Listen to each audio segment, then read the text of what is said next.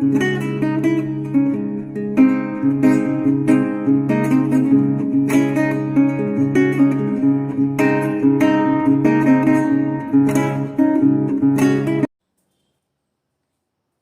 साथियों, स्वागत करता हूं आपके अपने YouTube चैनल में। हिंदी व्याकरण से संबंधित 40 महत्वपूर्ण प्रश्न लेकर आए हैं।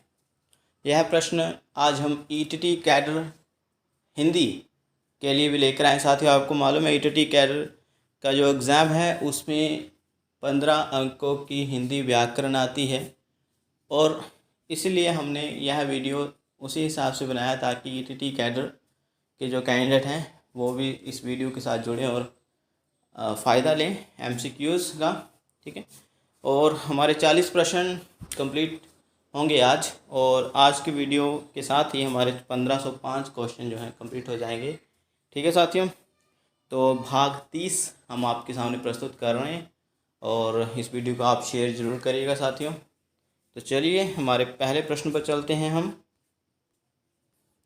हमारे पास पहला प्रश्न है, धनंजय का पर्यायवाची है गुड़ाकेश, धनुर्धर, मृत्युंजय या सारथी। शीघ्र बताएं साथियों, क्या होगा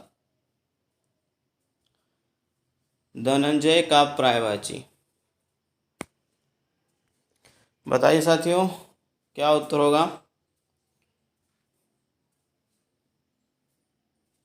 जी साथियों, इसका जो सही उत्तर होगा वो आएगा गुड़ाकेश। ठीक है, दूसरे प्रश्न पर चलते हैं।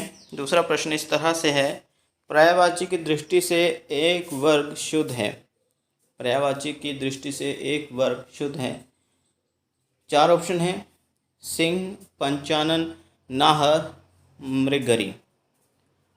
तो दूसरा सूर्य, रवि, दिनकर, तरणी। तीसरा अग्नि, पावक, अनल, पिशुन। चौथा महेश, रमेश, भूतेश, सतीश। एक वर्ग शुद्ध है मतलब उसमें सभी पर्यायवाची एक दूसरे के पर्यायवाची हैं। कौन सा वर्ग सही है चारों में से, यह बताइए।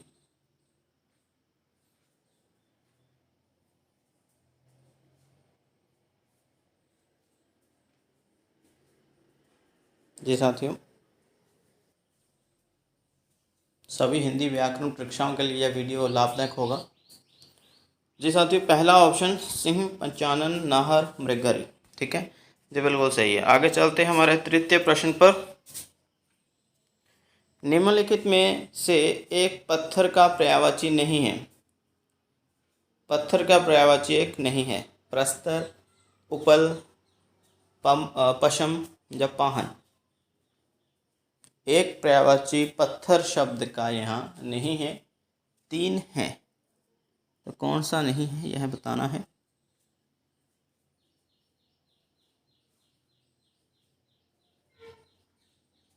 शीघ्र बताएं।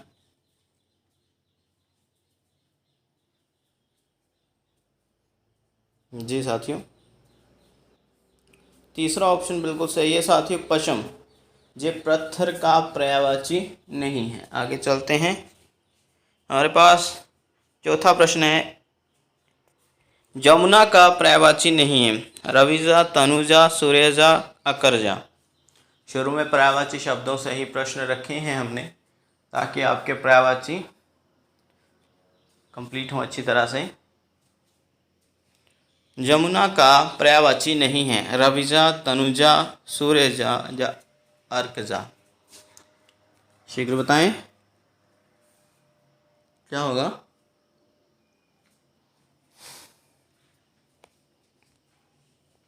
जी साथियों, उत्तर बता रहा हूँ, जो दूसरा विकल्प है तनुजा। ठीक है, ये जमुना का पर्यायवाची नहीं होगा। आगे आगे पांचवा प्रश्न है, आम का पर्यायवाची जो नहीं है वह बताना है। आम का पर्यायवाची इनमें से जो नहीं है, अति सौरभ, सहकार, अंबु या रसाद।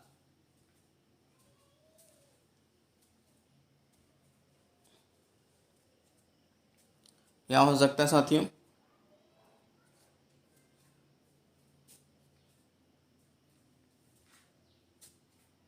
ये बिल्कुल साथियों, C option is the right answer, अंबु। ठीक है, अंबु आम का पर्यायवाची नहीं है। आगे चलते हैं छठे प्रश्न पर। निम्नलिखित में से कौन सा शब्द सरस्वती का पर्यायवाची नहीं है? कौन सा शब्द सरस्वती शब्द का पर्यायवाची नहीं है? वीणा पानी, महाश्वेता, पद्मा या भारती? शीघ्र बताएं।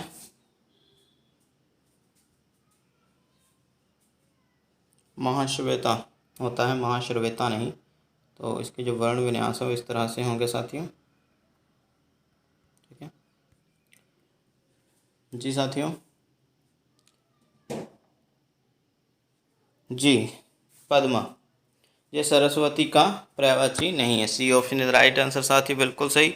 हमारे पास जो अगला पर्यायवाची है वो है जनार्दन। ठीक है, जनार्दन किसका पर्यायवाची है, यह बताइएगा। जनार्दन किसका पर्यायवाची है?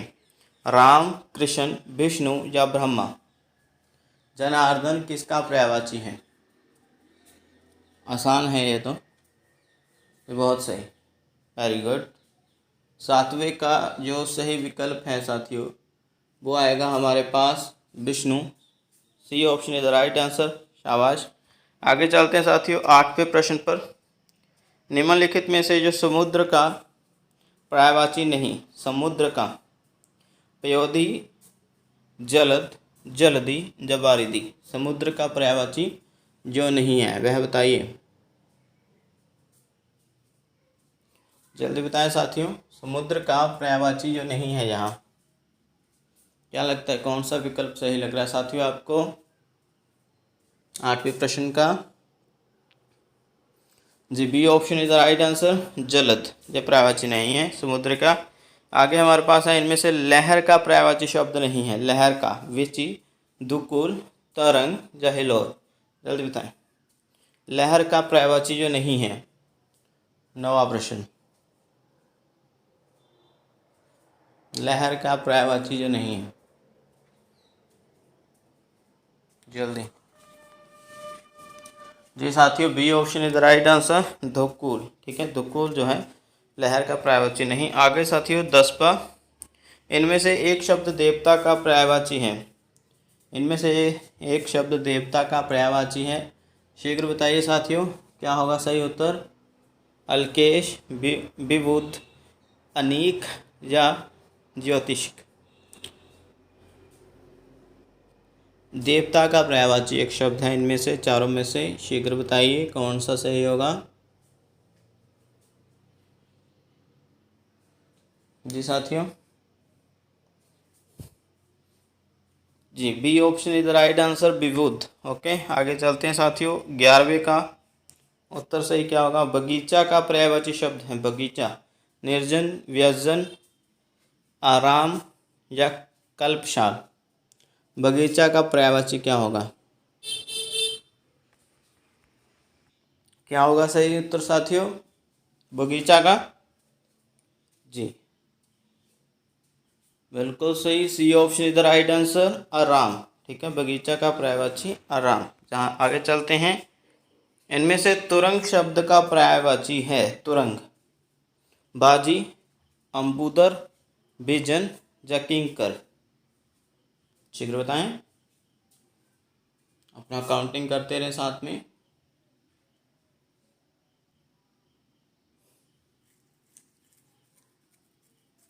बिल्कुल सही, तुरंग यानी घोड़ा, इसका जो पर्यायवाची वो बाजी होगा। ठीक है साथियों, आगे बिडोजा शब्द का पर्यायवाची, बिडोजा का नक्षत्र, अप्सर, इंद्र या पत्थर? किसका पर्यायवाची है बिडोजा? जल्दी बताएं, बिडोजा।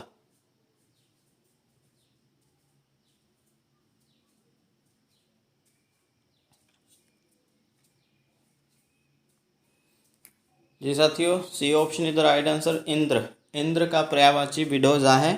साथियों, आपको हैरानी होती होगी कि इस तरह से भिन्न भिन्न नाम देवताओं के क्यों होते हैं। साथियों को एक पुस्तक में, ठीक है, कुछ हो सकता है, दूसरी में कुछ हो सकता है ना? तो जितने भी हमारे शास्त्र हुए हैं, पुराण हुए हैं, उपनिषद हुए हैं, जितने भी कथाएं हुई हैं उसमें तो उसमें इन देवताओं को अलग अलग नाम से अलंकृत किया गया है। ओके, तो इसलिए इंद्र का नाम बिलोजा भी है, वैसे और भी बहुत सारे हैं। आगे साथियों, जो हमारे पास अगला शब्द है वो है रसा। रसा का पर्यायवाची शब्द जो नहीं है यह बताना है। ठीक है, जो नहीं है मैंने अभी बता दिया, नहीं बताना है। मतलब 3 हैं, एक नहीं है। ये है विकल्प हमारे सामने, अभी आप देख सकते हैं। रसा का पर्यायवाची शब्द जो नहीं है, नहीं जो टाइपिंग है वो नहीं हो पाया है यहाँ पर हमें नहीं शब्द। तो रसा शब्द का पर्यायवाची जो नहीं है, कौन सा नहीं है? रत्नगर्भा, अचल मतलब अचला, धरित्री या तमिस्त्रा। जल्दी बताएं। रसा वैसे रसा के और भी अनेक अर्थ हैं, लेकिन इनमें से 3 जो है अर्थ बिल्कुल हैं उसके रसा के ही पर्यायवाची, और एक नहीं है। ये बिल्कुल जिनका डी ऑप्शन आया है बिल्कुल सही। तमिस्त्रा मतलब अंधकार, रात, अंधेरी रात। ठीक है, बाकी जो है इसका अर्थ रत्नगर्भा, अचला, धरित्री मतलब धरती, भूमि, जमीन। ओके, तो रसा का अर्थ भी यहाँ पर ये तीनों में से ही है। ओके, आगे चलते हैं साथियों। 15वां प्रश्न है, जे पर्यायवाची से नहीं है। प्रश्न पढ़िए, सार्थक खंड वाले शब्द क्या कहलाते हैं? रूढ़, जोगरूढ़, जोगिक, इनमें से कोई नहीं। तो ईटीटी कैडर वाले भी ध्यान दीजिए। जी हाँ, जल्दी देखें। सार्थक खंड वाले शब्द क्या कहलाते हैं?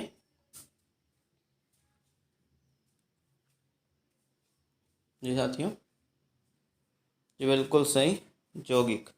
ठीक है, C option is the right answer. आगे चलते हैं साथियों। इनमें से विकारी शब्द कौन सा है? हाथी, यहाँ, इधर, उधर। जल्दी बताएं, इनमें से विकारी शब्द कौन सा है? इनमें से विकारी शब्द कौन सा है?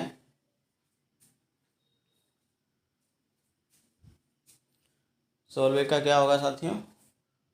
बिल्कुल ए ऑप्शन, वेरी गुड, हाथी, क्योंकि एक संज्ञा है ये। ओके, जातिवाचक संज्ञा, बिल्कुल ये विकारी है। हथीनी बन जाता है इसका, बहुवचन भी बन जाएगा इसका, स्त्रीलिंग हाथी का है हथीनी।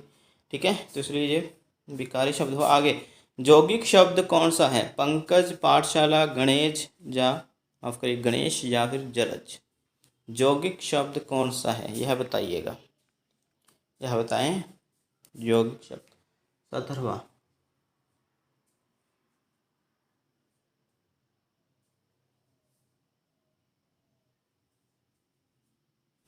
जी साथियों, जी हाँ बिल्कुल, 17वां जो है इसका विकल्प बी, पाठशाला। वेरी गुड साथियों। आगे हमारा 18वां प्रश्न है, इसको देख लीजिए। निम्नलिखित में विकारी शब्द कौन सा है? तथापि, बल्कि, एवं, मनुष्य। इनमें से विकारी शब्द कौन सा है?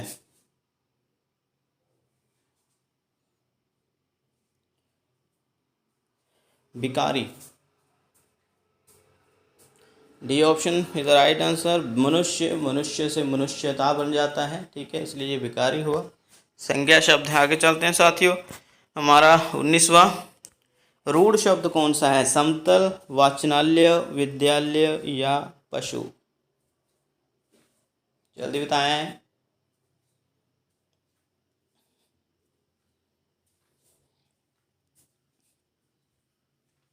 क्या होगा साथियों?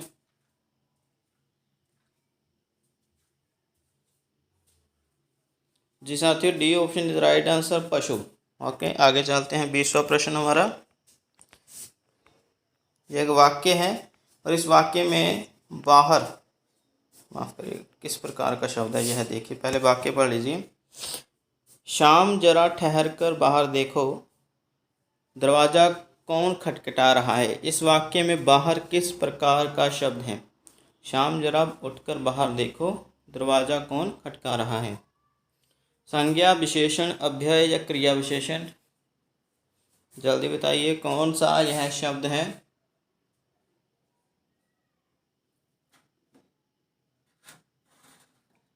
बताइए साथियों। कौन सा विकल्प सही होगा आपके अनुसार?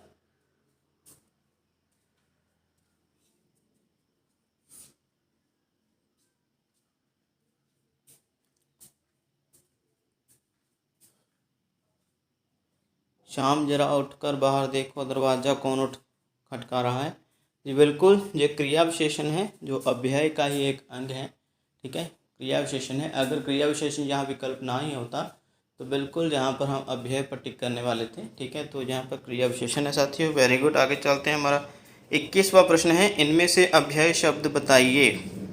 ठीक है, अव्यय शब्द बताना है इनमें से। सजल, धीरे धीरे, पतित या सुंदर। इन चार विकल्पों में हमें आप एक अव्यय या जिसे बोलते हैं अविकारी शब्द, ठीक है, बताइए। सजल, धीरे धीरे, पतित, सुंदर, 21वां प्रश्न है। बताइए इनमें से कौन सा शब्द अव्यय है, अविकारी है, बताएं साथियों। जी साथियों, B option is the right answer. रीतिवाचक क्रिया विशेषण है ये धीरे धीरे शब्द। आगे चलते हैं हमारे 22वें प्रश्न पर। ये प्रश्न थोड़ा अलग टाइप का है साथियों, देखिए। पत्र, कोई पत्र लिखते हैं ना, औपचारिक अनौपचारिक, है ना। पत्र में अपरिचितों को संबोधित करने के लिए उपयुक्त शब्द कौन सा है, यह बताइए। इसमें से प्रिय महोदय बोलते हैं, आदरणीय, श्रीमान, या इनमें से कोई नहीं। अपरिचित को संबोधित करने के लिए हम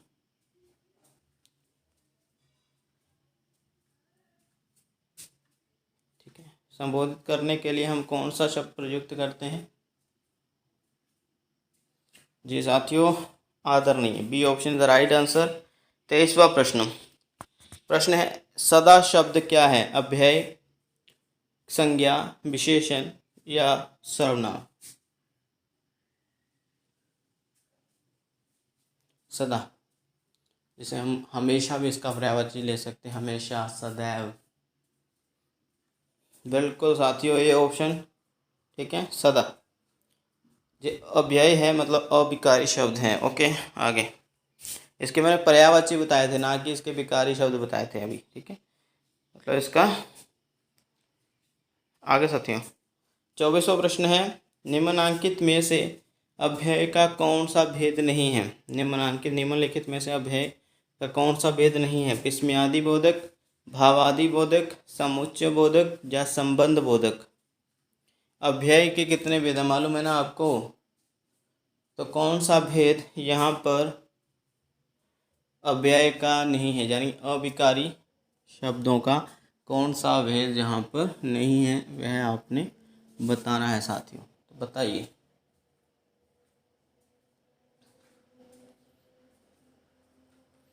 जी साथियों, बिल्कुल सही। यहाँ पर भावादि बोधक कोई शब्द नहीं होता है। विस्मयादि बोधक है, समुच्चय बोधक है, संबंध बोधक है, क्रिया विशेषण अव्यय में आता है, लेकिन भावादि बोधक कोई भी नहीं है। आगे चलते हैं हमारे 25वें प्रश्न पर। जोगरूढ़ शब्दों में कौन सा समास होता है? वेरी वेरी इंपॉर्टेंट प्रश्न है, अक्सर पहले भी पूछा जा चुका है। जोगरूढ़ शब्दों में कौन सा समास होता है? तत्पुरुष, बहुव्रीहि, अव्ययी भाव या सभी समास होते हैं इसमें।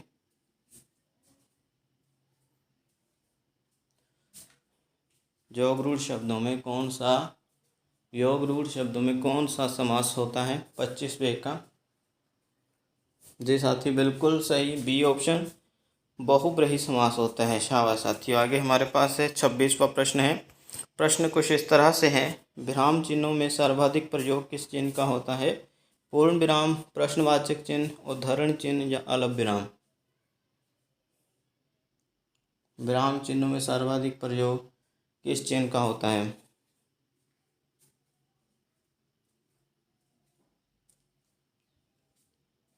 जी साथियों, D option is right answer, अलप विराम का होता है। ओके, आगे साथियों हमारे पास 27वां प्रश्न है, किस वाक्य में क्रिया सामान्य भूतकाल में है? किस वाक्य में क्रिया सामान्य भूतकाल में है? उसने के रेखा लिए थे, मैं तुम्हारा पत्र पढ़ रहा था, सी अचानक बिजली कौंध उठी, या कल वे आने वाले हैं। सामान्य भूतकाल।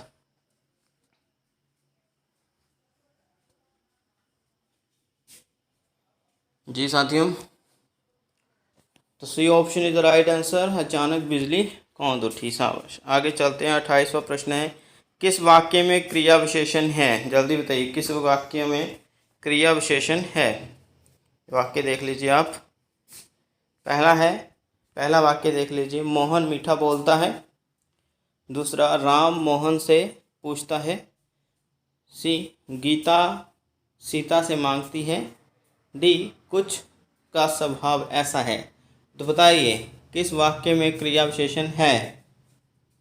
शीघ्र बताएं साथियों, किस वाक्य में क्रिया विशेषण है 28वें का?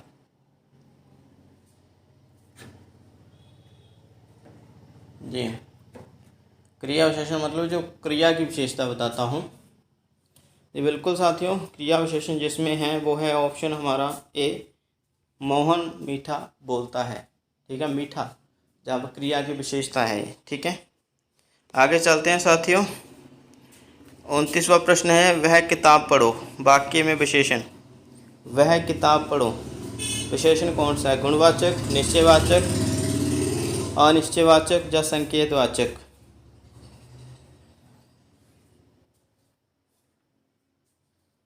कौन सा विशेषण है साथियों? जी साथियों, D option is the right answer, संकेतवाचक। इसको हम सार्वनामिक विशेषण भी बोलते हैं। क्या बोलते हैं? सार्वनामिक विशेषण। ओके, बिल्कुल, सार्वनामिक विशेषण भी इसे कहा जाता है। वह किताब पढ़ो, इसमें वह जो है सर्वनामिक विशेषण है। वह मतलब जब किसी की ओर संकेत कर रहा हो। ठीक है, तो इसलिए जो है सर्वनाम विशेषण या फिर संकेतवाचक विशेषण भी इसे कहा गया। आगे साथियों, अगला प्रश्न भी काफ़ी ज़्यादा महत्वपूर्ण। प्रविशेषण का प्रयोग किस वाक्य में हुआ है? प्रविशेषण, जब एक विशेषण पहले से हो और एक और विशेषण प्रयोग हो रहा हो मुख्य विशेषण से पूर्व, तो उसे कहते हैं प्रविशेषण। तो प्रविशेषण का प्रयोग किस वाक्य में हुआ है? वाक्य पढ़ते हैं, पक्षी बहुत मीठा बोलते हैं, वह बहुत सुंदर लिखता है, उसने सुंदर सुंदर लिखा, वह बहुत अच्छा लड़का है। तो बताइए साथियों, यहाँ पर प्रविशेषण कहाँ हुआ? मतलब जहाँ दो विशेषण है वो वाक्य चुनना है आपने। ठीक है ना, चुनिए। जी साथियों,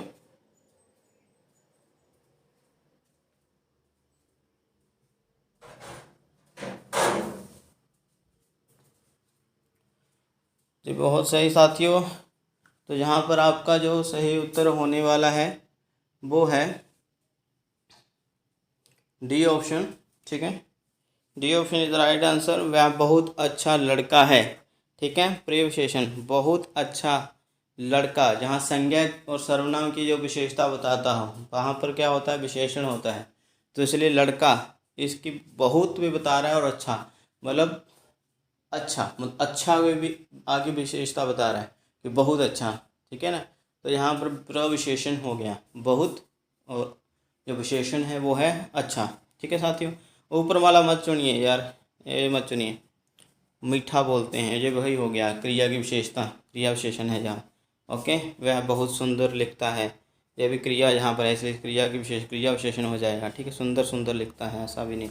तो D option is the right answer साथियों। 31वां प्रश्न है हमारे सामने, वह पुस्तक पढ़ो। वाक्य में विशेषण है, वह पुस्तक पढ़ो। बिल्कुल बताइए, वाक्य में कौन सा विशेषण है? अभी हाल ही में बताया मैंने, फिर से आ गया है। गुणवाचक, निश्चयवाचक, सार्वनामिक या अनिश्चयवाचक? बताइए।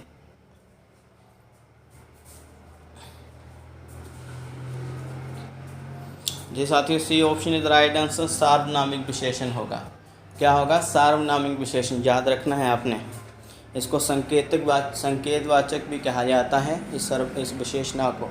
ठीक है, सर्वनामिक विशेषण, इसे संकेतवाचक विशेषण भी कहा जाता है। वह, ठीक है, जब संकेत किया जा रहा हो किसी पुस्तक की ओर, कहीं है ना, घर की ओर, मतलब कोई भी वस्तु की ओर संकेत किया जा रहा हो, वहाँ संकेतवाचक विशेषण या सर्वनामिक विशेषण होता है। आगे चलते हैं साथियों। 32वां प्रश्न, निम्न में से विशेषण का उदाहरण नहीं। हरि, सुंदर, कड़वाहट या दोहरा। बताइए विशेषण शब्द जो नहीं है निम्नलिखित में से, बताए साथियों क्या होगा सही उत्तर। 32वां प्रश्न आपके समक्ष।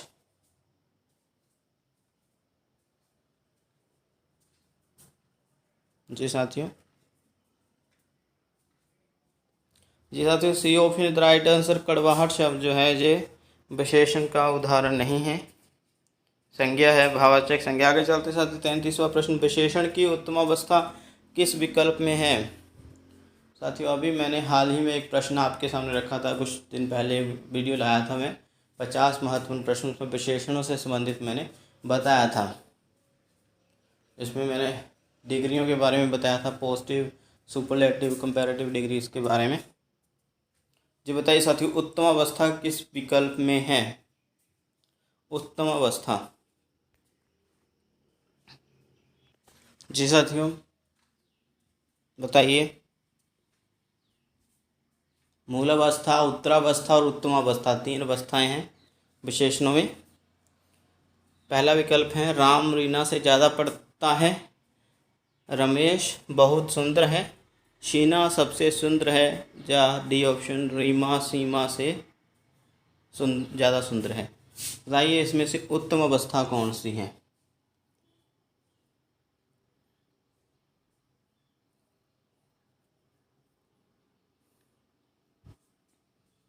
जी साथियों, C option is right answer. Sheena सबसे सुंदर है, यह है उत्तम अवस्था है। जैसे होता है ना गुड, बेटर, बेस्ट, तो ये बेस्ट वाली बात हो गई। ठीक है, तीसरी अवस्था उत्तम अवस्था। साथियों आगे चलते हैं, इनमें से गुणवाचक विशेषण कौन सा है। चौगुना, दोहरा, नया या कुछ। बताइए, यहाँ पर चौगुना लिखना था, चौगुना लिख दिया है, हमारी गलती है जी, कोई बात नहीं। बताएं साथियों, कौन सा शब्द विशेषण का गुणवाचक भेद है।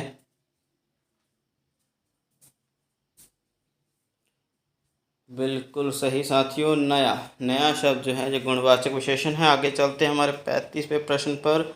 आलस्य शब्द का विशेषण। आलस्य, कौन सा। आलस्य शब्द का विशेषण। आलस, आलस, आलसी या आलसीपन। जल्दी बताएं साथियों, 35वें का सही क्या होगा। आलस्य शब्द का विशेषण क्या होगा। आलस्य जहाँ भाववाचक संज्ञा बन गई है, तो जो जिस विशेषण से यह संज्ञा बनी उसका नाम बताएं। जी साथियों, C option is the right answer. आलसी, आलस्य का जो विशेषण होगा वो होगा आलसी। आगे चलते हैं साथियों, 36वां प्रश्न, विशेषण की अवस्थाएं होती हैं। अभी हाल ही में अभी बताया मैंने, बताइए 1 2 3 4 कितनी अवस्थाएं होती हैं, अभी मैंने बताया, नाम भी ले दिए भैया। तो आज थोड़ा इजी टाइप क्वेश्चन हो रहे हैं। जी बिल्कुल साथियों, सी ऑप्शन 3 अवस्थाएं होती हैं, मूलावस्था, उत्तरावस्था और उत्तम अवस्था, जैसे इंग्लिश में। ठीक है, होती है 3 डिग्री। आगे चलते साथियों, 37वां प्रश्न है। क्या है प्रश्न देखिए, परिमाणवाचक क्रिया विशेषण का प्रयोग किस विकल्प में हुआ। किस विकल्प में है प्रमाणवाचक क्रिया विशेषण का प्रयोग। तुम 10 रुपये लाओ, दूसरा वह कम रोटियां खाता है, तीसरा कुछ आदमी कुछ पक्षी लाए, चौथा उसने कुछ पानी पिया। बताएं साथियों कौन सा विकल्प आपको सही लग रहा है।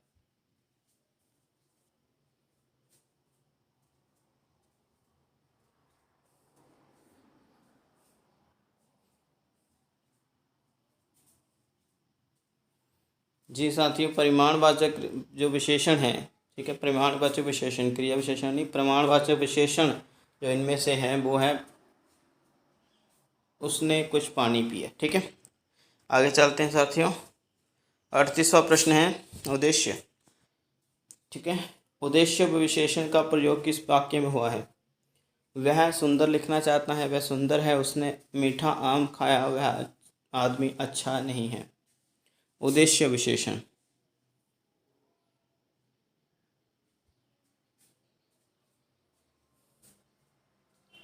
जी साथियों, C option is the right answer. आगे चलते हैं 39वें प्रश्न पर। लेकिन उससे पहले हम साथियों यह भी जान लेते हैं कि उद्देश्य विशेषण होता क्या है।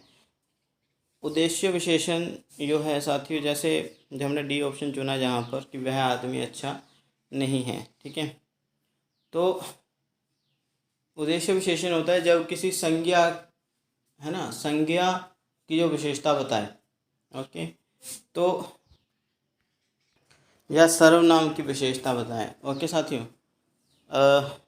जैसे आदमी अच्छा, तो इसलिए आदमी की विशेषता बताई गई है, इसलिए यहाँ पर जो विशेष्य है, ठीक है, विशेष्य यहाँ पर आदमी हो जाएगा, ठीक है। उद्देश्य विशेषण कहते हैं जब इस तरह से विशेष्य वगैरह पूछा गया हो। आगे साथियों हमारे पास 39वां प्रश्न है, एक मुहावरे के तौर पर रिश्वत देकर काम करवाना, इस अर्थ के लिए जो भाव व्यक्त करने वाला मुहावरा है कौन सा है, वह बताइए।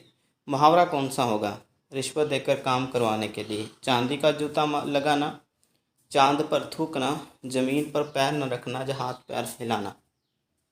बिल्कुल सही, मेरे पढ़ते ही आपने उत्तर दे दिए। ये साथियों A option is right answer, चांदी का जूता लगाना। आगे हमारे पास आज का अंतिम प्रश्न है, फिसल पड़े तो हर गंगा, फिसल पड़े तो हर गंगा लोकोक्ति का अर्थ। पहला विकल्प किसी समस्या के मूल कारण को ही नष्ट कर देना, दूसरा बहुत सुस्ती से काम करना, तीसरा काम बिगड़ जाने पर यह कहना कि यह तो किया ही ऐसे गया था, अकर्मण्य बात अधिक करना। कौन सा विकल्प आपको सही लग रहा है साथियों?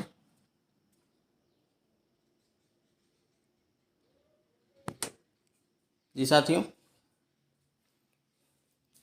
फिसल पड़े तो हर गंगा, जी C option is the right answer. काम बिगड़ जाने पर यह कहना कि यह तो किया ही ऐसे गया था, ठीक है, तो फिसल पड़े तो हर गंगा, ओके। तो ये है साथियों आज हमारे 40 प्रश्न ख़त्म। अभी जल्दी से आप अपना स्कोर बता दीजिए कितना हुआ 40 में से।